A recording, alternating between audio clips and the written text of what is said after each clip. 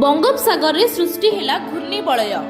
आसंता 22 तारिख बेलू दक्षिण पूर्व बंगोपसागर रे गोटे लघुचाप क्षेत्र सृष्टि हेबा संभावना रही।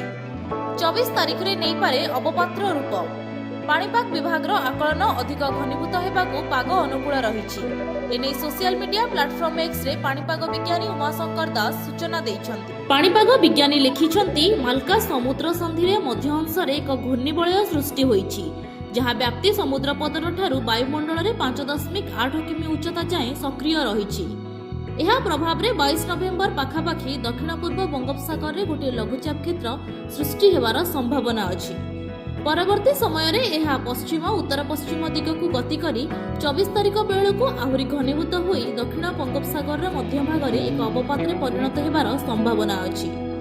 परवर्ती 48 घंटा मध्य यह पश्चिम उत्तर पश्चिम दिग को अग्रसर होई दक्षिण पश्चिम बंगोपसागर में आहरी अधिक घनीभूत होवार संभावना अछि।